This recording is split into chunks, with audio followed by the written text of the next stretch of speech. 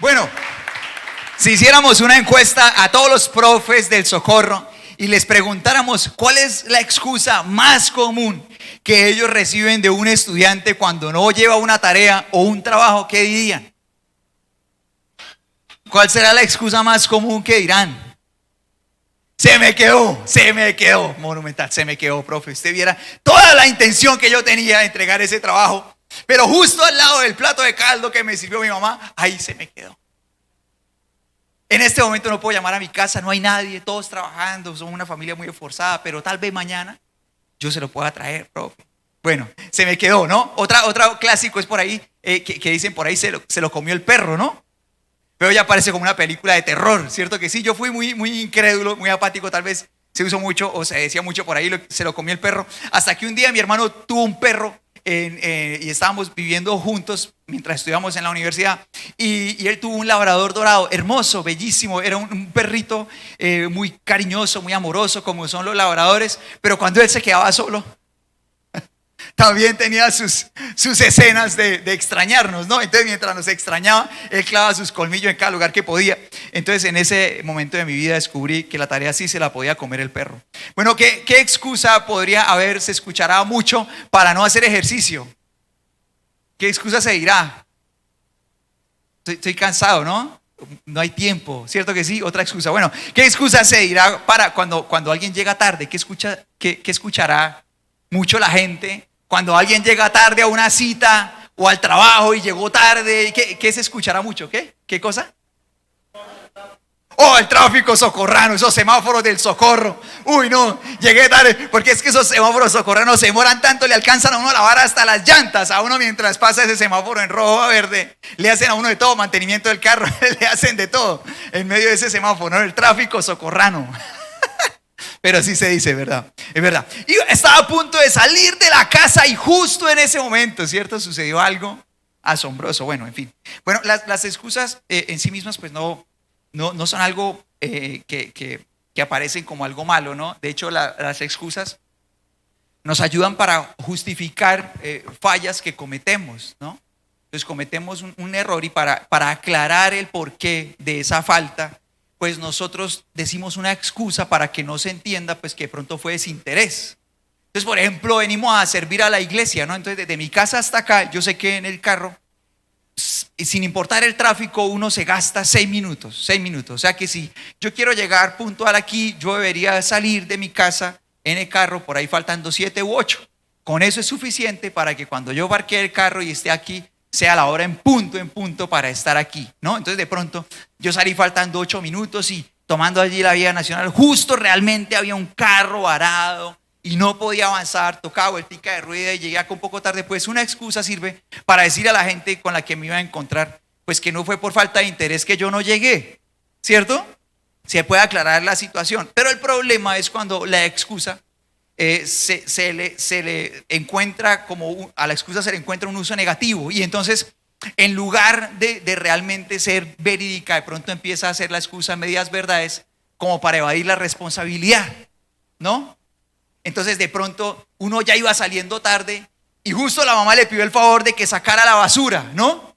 Y entonces llega tarde de pronto al entrenamiento de fútbol y dice, profe, yo venía puntual, pero la culpa fue de mi mamá que me mandó a sacar la basura. ¿Sí o no? Y la culpa a la pobre mamá, claro, como ya no está, pero realmente uno ya había salido tarde, solo que la excusa sirve para echarle la culpa a alguien más. El problema también con las justificaciones aparece cuando uno se las dice a uno mismo y uno se las cree para seguir haciendo algo que está haciendo mal o para empezar a hacer algo que ya está haciendo mal. Entonces mira lo que dice la primera carta de Pedro, capítulo 2, versículos 15 y 16. Leámoslo juntos. Vamos a leerlo juntos para estar conectados de mente, de corazón, en la lectura todo el tiempo. Vamos a leer primera carta de Pedro, capítulo 2, versículos 15 y 16. La Biblia, ¿qué dice? Dice, la voluntad de Dios es que la vida honorable de ustedes haga callar a la gente ignorante que los acusa sin fundamento alguno. Pues ustedes son libres, pero a la vez son esclavos de Dios. Así que no usen su libertad como una excusa. ¿Para qué cosa? Leamos esa última parte. Así que no usen su libertad como ¿qué cosa?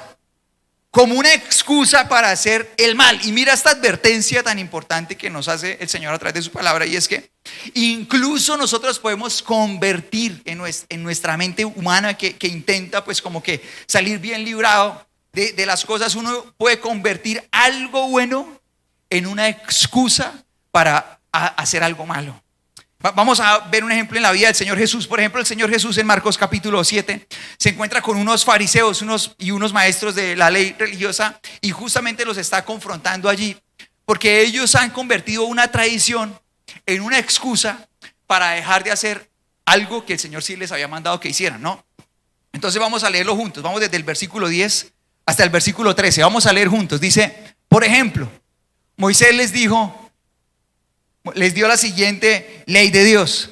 Dice, honra a tu padre y a tu madre, y cualquiera que hable irrespetuosamente de su padre o de su madre tendrá que morir.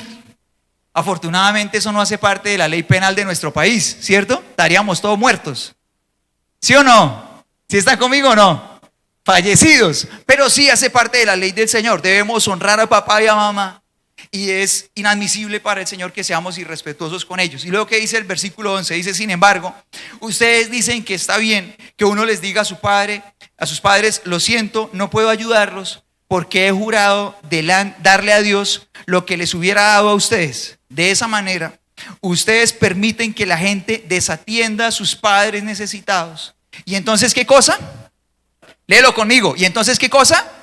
Anulan la palabra de Dios para así transmitir su propia tradición. Y esto es solo un ejemplo entre muchos otros. Entonces ellos llegaban y le decían a sus papás, oiga, no, estaban sus papás en necesidad, y le decían a sus papás, no los puedo ayudar porque es que yo le prometí al Señor que todo el dinero con el que yo podría contar, yo se lo iba a dar a él como una ofrenda. Y entonces se hacían los locos y le decían a los papás que era que todo lo habían ofrendado y no les podían ayudar nada, y lo que pasa era que eran tacaños. ¿Sí? ¿Sí está conmigo o no? Y decían, no, todo era una tradición, entonces no, todo para el Señor, y realmente ellos estaban invalidando el mandamiento de Dios y ponían como excusa esa tradición. Ahora yo quiero que nos preguntemos, ¿nos puede pasar a nosotros algo similar? Que le demos lugar en nuestro corazón a excusas que puedan llevarnos a hacer cosas que Dios no mandó, o a dejar a un lado cosas que Dios sí mandó, pero con una excusa decimos, ay, no la hago. ¿Sí puede pasar o no? ¿Será que somos vulnerables o no? ¿Será que somos vulnerables a tener en nuestra mente excusas que nos alejen de Dios? ¿O será que puede pasar que a nuestra mente entren excusas que nos lleven a vivir una vida cómoda, de la que no queremos salir porque obviamente nos sentimos bien? ¿Será que sí puede pasar o no? Y mira que hay muchos ejemplos de cosas buenas, cosas que se ven bien, ¿no? Cosas buenas que se pueden convertir en una excusa para hacer lo malo, como por ejemplo estar enamorado. ¿Cómo se siente estar enamorado? Ay, no, qué tristeza, pobrecitos. No han conocido el amor. Uy, no, pobrecitos. Vea que en el servicio pasado me pareció triste la respuesta, pero en este casi me pongo a llorar ahí. Uy, no. ¿Sí, qué pasó? ¿Qué necesitamos? Pásenme su número y les empiezo a presentar chicas o chicos para ver si se enamoran o algo. Bueno, pero creo que sí estamos de acuerdo. Supongamos que los cogí fuera de base, pero o que de pronto no es un buen día. Pero lo que creo que estamos todos de acuerdo en que estar enamorado es bellísimo. Se sienten cosas muy lindas, ¿no? O sea, cuando uno se enamora de alguien, uno siente como esa expectativa de ver a esa persona, uno siente esa emoción de compartir con esa persona, de salir con esa persona, como que le encuentra sentido a todas las cosas, ¿sí o no? A todo lo que uno comparte con esa persona, ¿sí o no? ¿Ya lo hice resucitar? ¿Sí? Ya resucitamos. Bueno, ahora, pero mira que incluso algo tan bonito como estar enamorado se puede utilizar, por ejemplo, para mentir. Y uno, excusándose en que está enamorado, puede echarle mentiras a los papás. Para hacer y para salir y para cosas. ¿Sí o no? ¿Sí pasa o no pasa? Sí pasa, ¿verdad? Sí pasa. Ahora, mire, por ejemplo, cosas como la juventud, el hecho de ser joven. ¿Ser joven es bueno o no? Tener esa etapa de esos años súper poderosos en los que uno siente que no se cansa nunca, siempre hay energía, pero mira que eso se puede convertir en una excusa. Entonces alguien puede decir, no, yo soy joven, voy a hacer en estos años de mi vida todo lo que se me antoje porque quiero aprovecharlos al máximo, y entonces convertirlos en una excusa para vivir una vida descontrolada. ¿Sí? ¿Sí estás conmigo? Por ejemplo, la salud. La salud es un milagrazo, es un regalo de Dios grandísimo, ¿cierto que sí? Sería, o sea, pues una cosa de locos el solo hecho de preguntar a quién le gusta estar enfermo, a nadie.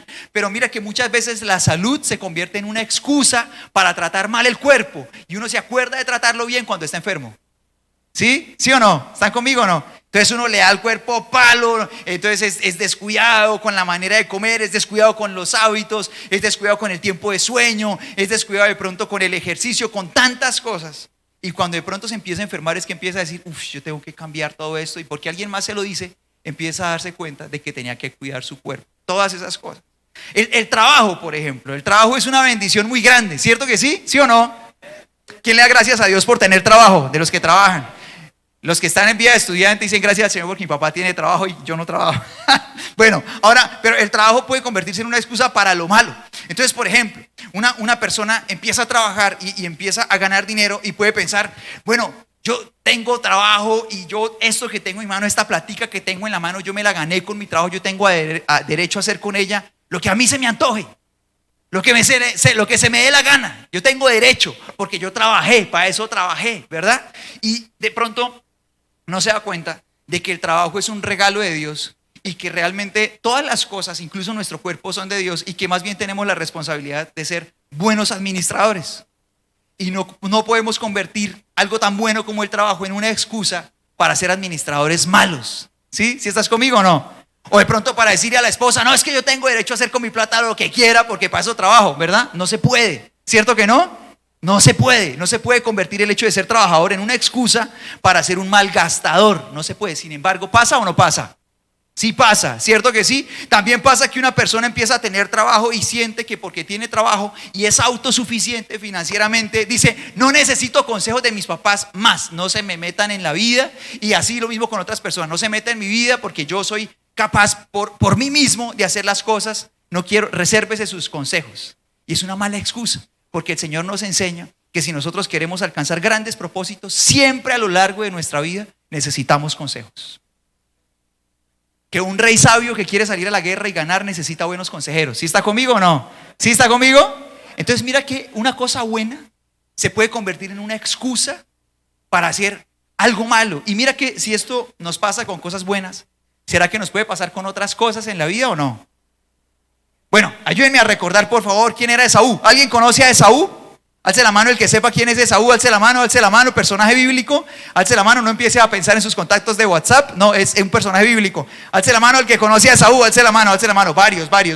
Entonces les voy a pedir que me ayuden a formar un perfil de Esaú, listo, ayúdenme a construir un perfil, así como para que todos partamos de contexto, ayúdenme a recordar quién era Saúl, quién era, Esaú.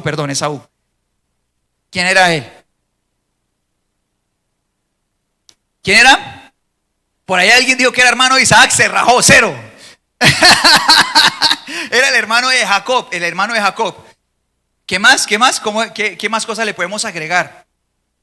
Era el hijo de Isaac. ¿Cómo se llamaba su mamita? Se llamaba Rebeca. Ya sabemos la familia, Isaac el papá, la mamita Rebeca. Él era el hermano mayor, era mellizo con su hermano menor que se llamaba Jacob.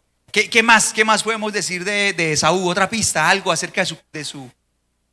Era cazador, buena, listo, era cazador, era un hombre que le gustaba el campo. Entonces nos imaginamos de pronto un hombre al que le gustaba pues como que el ejercicio físico, el trabajo físico. Era un hombre así rudo, le gustaba mucho. Por ejemplo, sabemos que era arquero, que esa era una de sus armas favoritas y era bueno con el arco y las flechas, era un buen arquero. Y también sabemos de Esaú que compró el plato de lentejas más caro de la historia, más caro de toda la historia. Ahora mira eso, para meternos un poco más en contexto. Por ser el hermano mayor, aunque ellos, Esaú y Jacob, eran mellizos, Esaú le ganó a Jacob con fotofinish, el primer lugar en el nacimiento, ¿no? Esaú literal salió agarrado de una patica. ¿Cómo sería eso? Tuvo que ser hasta chistoso, ¿verdad? Saber salir la mano allá del otro. Pero así salió y Esaú pues fue el mayor y en la cultura en la que él estaba, él tenía por el hecho de ser el hijo mayor algunos privilegios muy importantes. Uno de ellos era una bendición muy especial de parte de su papá, que el Señor respaldaba mucho. ¿Sí? ¿Sí están conmigo todos? Muy importante. Y otra cosa era una herencia también especial. Él heredaba de manera especial, el mayor. Así era en ese tiempo. Hasta que un día sucede algo bien importante con esa escena de ese plato de lentejas. ¿Quién la quiere leer conmigo?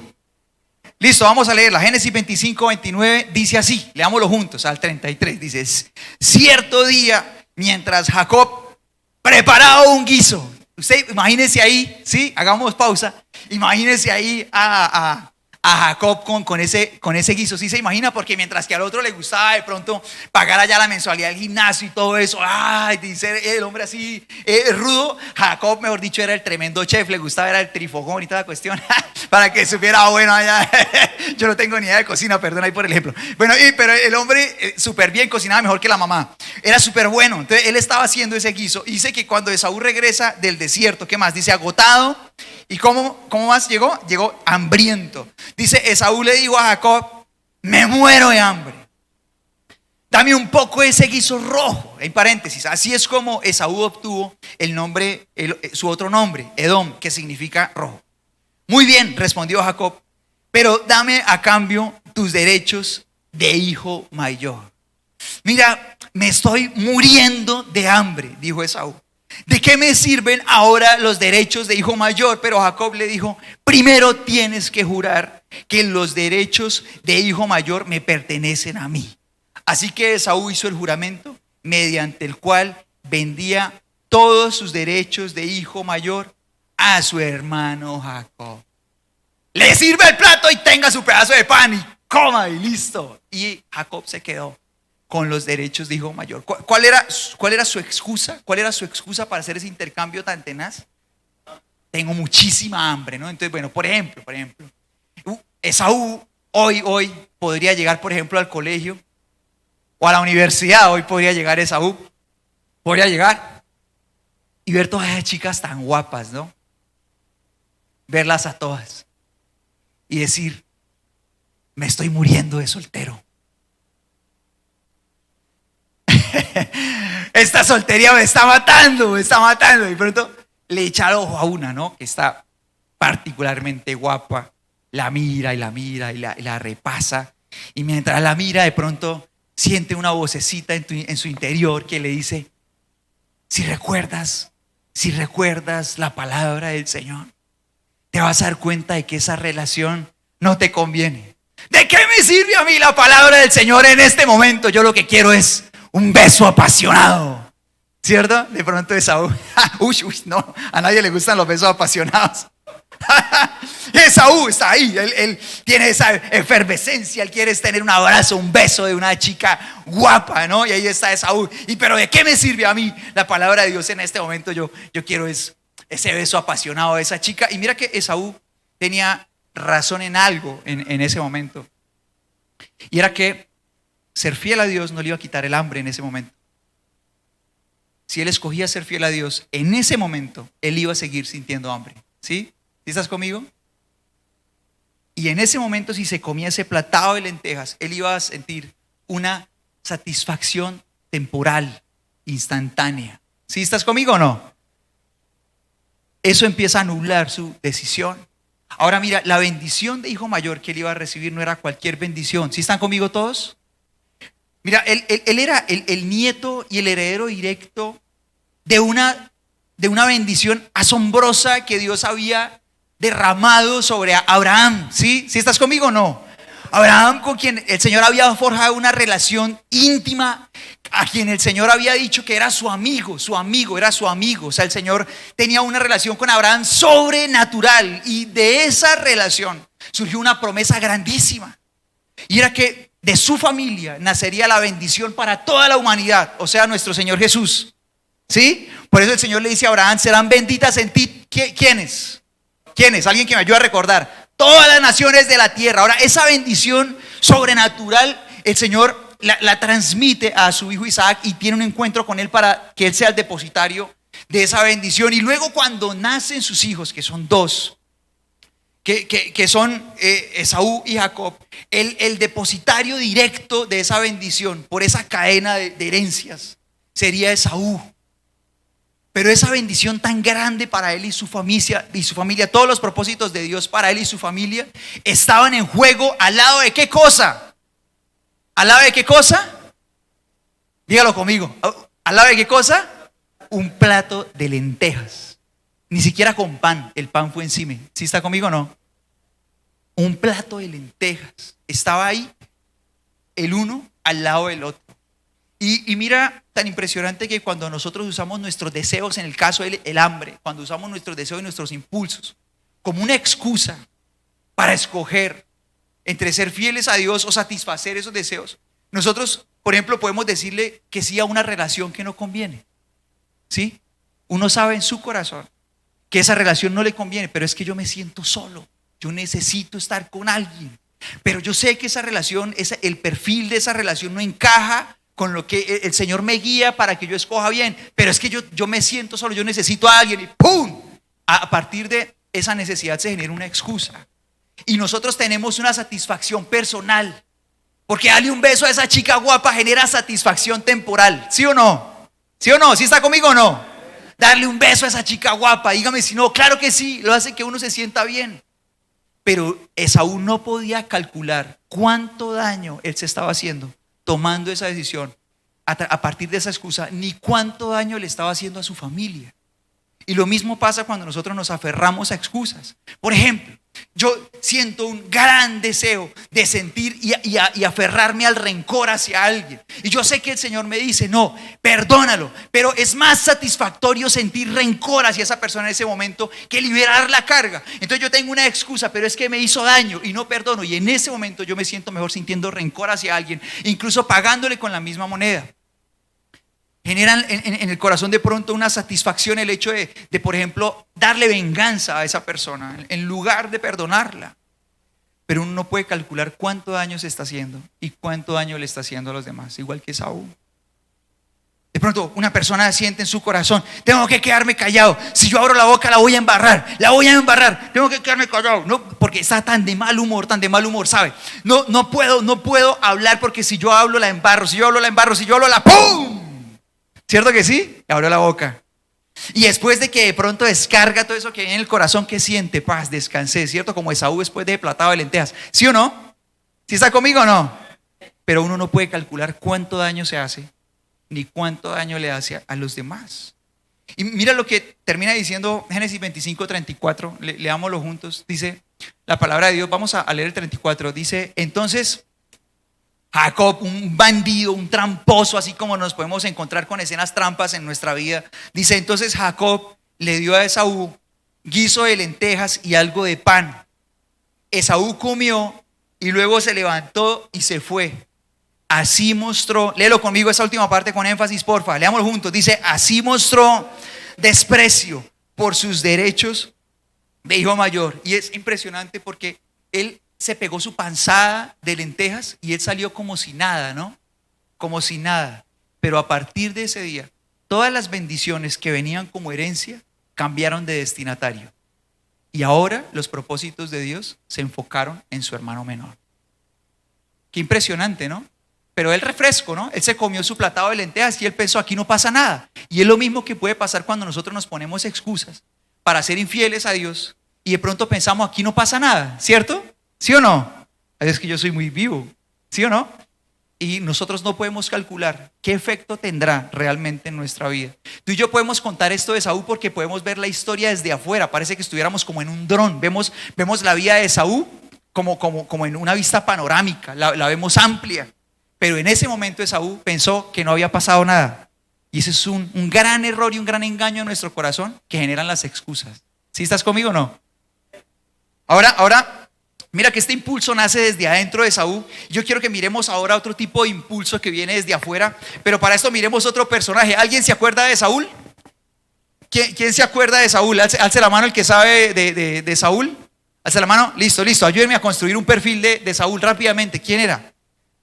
Fue el primer rey de Israel, ¿verdad? Una gran tarea. Fue el que tuvo que empezar a organizar en Israel lo que sería un nuevo modelo de gobierno. Fue el primer rey en Israel. ¿Qué más podemos decir de...? Era bastante alto, súper. Gracias por esa otra parte, es muy importante en su perfil, porque cuando él es escogido como rey de Israel, ese rey es escogido, sí, el Señor le da pistas a Samuel, pero ese rey es escogido bajo los parámetros que al pueblo le gustaría que un rey tuviera. Entonces uno de los parámetros era que fuera un hombre notablemente alto, fornido y muy guapo. Entonces esos eran como los atributos que el pueblo veía en alguien como algo que, wow, ese es el rey, ¿no? Que llegue allá al campo de batalla y todo el mundo lo vea tan grande que como que se espante y diga, uy, qué genial el rey de Israel. Eso era lo que al pueblo le gustaba y con esos parámetros se escogió el rey de Israel. Y otra cosa que podríamos decir de Saúl es que tuvo a lo largo de su reinado unos grandes enemigos con quienes tuvo muchas batallas, una guerra constante que eran los filisteos, un reino vecino, tendiendo como hacia el sur, con el que tuvo problemas a lo largo de todo su reinado. Y justamente en una de las batallas contra ellos, Saúl tiene un momento que es extremo para él. Él llega al campo de batalla, pero antes de llegar al campo de batalla, Samuel, que es el profeta y el sacerdote de Dios, le ha dicho: espérame 7 días, yo voy a llegar y cuando yo llegue, adoramos al Señor juntos y en ese momento tú sales a la batalla. ¿Qué pasó? Pues que estaba esperando, Saúl estaba esperando y esperó un día y esperó 2, 3, 4, 5, 6 y al 7.º día él empezó a notar que sus tropas se empezaron a hacer más pequeñas. Los soldados estaban empezando a irse y cuando él sintió que se estaba quedando solo, él decidió hacer algo que es inesperado para todos. Porque la instrucción de Dios es que solamente los sacerdotes podían ofrecer ese tipo de ofrenda y oración. Él dice: no, pues para que no se me vaya la gente, yo voy a ofrecer la ofrenda para que ellos vean que Dios está conmigo. Y entonces él decide ofrecer esa ofrenda a pesar de que era una desobediencia a los estatutos de Dios. Y mira lo que dice el primer libro de Samuel en el capítulo 13, versículo 10. Léelo conmigo, por favor.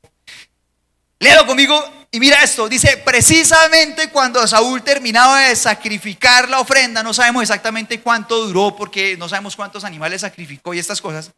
Cuando terminó de sacrificar la ofrenda quemada, ¿qué pasó? Wow. ¿Cuánto le faltó esperar? No sabemos. Quizá 1 hora, quizá 2, no lo sabemos. Quizá 1 minuto, no sabemos cuánto. Faltó esperar un poco más. Y dice la palabra del Señor: llegó Samuel, Saúl salió a recibirlo. Dice: pero Samuel le preguntó: ¿qué has hecho? Y Saúl le contesta, leamos juntos, dice: vi que mis hombres me abandonaban, que tú no llegabas como prometiste, aunque todavía están en el día 7, y que los filisteos ya están en Micmas, listos para la batalla. ¿Qué es todo eso? ¿Qué son esas cosas? Excusas. Dice: así que dije, los filisteos están listos para marchar contra nosotros en Gilgal y yo ni siquiera he pedido ayuda al Señor, de manera que me vio obligado a ofrecer yo mismo ofrenda quemada antes de que tú llegaras. ¡Qué tontería!, exclamó Samuel. No obedeciste al mandato que te dio el Señor tu Dios. Si lo hubieras obedecido, el Señor habría establecido tu reinado sobre Israel para siempre. Pero ahora tu reino tiene que terminar, porque el Señor ha buscado a un hombre conforme a su propio corazón. El Señor ya lo ha nombrado para ser líder de su pueblo, porque tú no obedeciste al mandato del Señor. ¿Qué hubiera pasado si Saúl hubiera esperado un poco más? ¿Qué hubiera pasado? ¿Qué hubiera pasado en ese campo de batalla si Saúl espera, digamos, 1 hora, 2, no sé, el tiempo que haya durado haciendo esa ofrenda? Si él espera ese tiempo, ¿qué hubiera pasado? Todas esas posibilidades. Una de las otras cosas que hubiera pasado es que se hubieran ido más soldados todavía de los que ya se habían ido.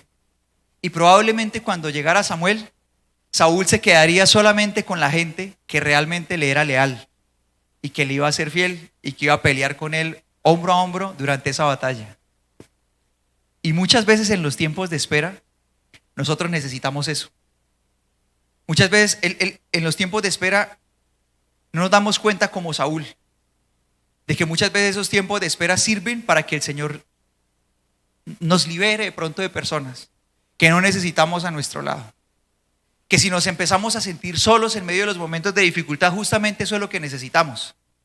Que si de pronto empezamos a ver que alguien que consideramos muy especial se aleja de nosotros, de pronto eso hacía falta. Y de pronto empezar a reconocer quiénes realmente están a nuestro lado y quiénes son realmente personas que empiezan a sumar. Pero mira que Saúl hace lo contrario. Y él decide ser infiel a Dios con tal de retener a las personas que están a su lado. en lugar de escoger ser fiel a Dios y darse cuenta de realmente con quién contaba. ¿Sí estás conmigo o no? Y mira que en su corazón se genera una excusa y es en medio de la presión social. Él decide ser infiel a Dios y convierte el hecho de evitar quedarse solo como una excusa para salirse de los propósitos de Dios.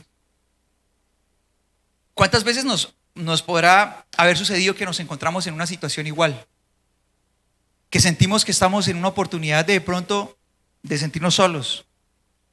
Que haya gente que se vaya de nuestro lado. Amigos, incluso familia que deje de estar cerca de nosotros por ser fieles a Dios. ¿Y cuántas veces de pronto esa presión social se convierte en una excusa para fallarle a Dios y creemos que es lo mejor que podemos hacer? Porque Saúl, cuando él sacrifica esa ofrenda, él piensa que es lo mejor que puede hacer para retener la gente a su lado, cuando lo mejor que él podía hacer era asegurarse de que Dios estuviera con él. ¿Nos puede pasar a nosotros? Nos puede pasar que intentamos retener gente, a una persona que dice amarnos, pero que nos dice, bueno, o me escoge a mí o escoge a Dios, y uno pensando que uno hace mucho, no, ya lo va a retener, y uno pensando que hace bien, se queda con esa persona en lugar de quedarse con Dios.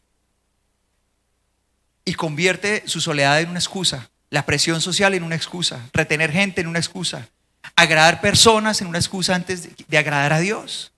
Y esa es una decisión valiente que tenemos que tomar, agradar a Dios antes que agradar a la gente. Pero a partir de esa situación y de ese dilema se pueden generar muchas excusas. Mira que tú y yo estamos empezando un nuevo año, 2022, ya vamos por aquí. ¿Cuántos años vas a cumplir este año? Uy, no me lo recuerde. Estamos empezando un nuevo año y mira que este año puede ser un año muy fructífero, pero este año también puede ser un año que se convierta en un gran estanque. Un gran estanque en el que nuestra vida siga siendo lo mismo, la misma rutina, en el que nuestra vida no cambie, en el que no conozcamos a Dios más allá de lo que ya sabemos, en el que de pronto nos alejemos de Dios, puede ser eso. Y si nosotros no queremos que este año se convierta en un estanque, algo que tú y yo necesitamos dejar atrás es nuestra capacidad de fabricar excusas. ¿Sí estás conmigo? Es nuestra capacidad de fabricar excusas, de creérnoslas, de acomodarnos con esas excusas y creer que todo está bien, sencillamente porque nos decimos excusas y nos las creemos y dejamos a un lado lo que sabemos que es correcto y que el Señor nos manda a hacer. Ahora, mira que en Lucas capítulo 15 hay una parábola hermosa que es la parábola del hijo perdido o el hijo pródigo, que es de un hijo que está extraviado y su vida se ha ido así en pendiente, pero su vida hace clic y tiene un cambio muy grande cuando él se da cuenta de su realidad. Y mira lo que dice la Biblia en Lucas 15, 17 al 19, leámoslo juntos.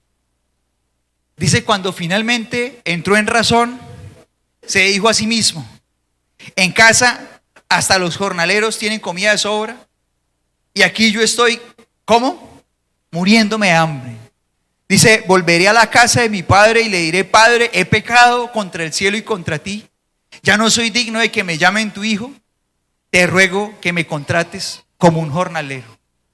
Y es impresionante porque en este momento la vida de este hombre empieza a cambiar, hasta que tiempo después, días después, tú y yo lo vemos otra vez regresar a los brazos de papá. Este momento en el que tú y yo encontramos cero excusas. ¿Sí estás conmigo? Cero excusas. Al contrario de eso, lo encontramos viendo de frente a la realidad con una actitud de arrepentimiento. Cero excusas. En ese momento la vida de este hombre empezó a levantarse otra vez y empezó a cambiar. Cero excusas. ¿Quién quiere orar?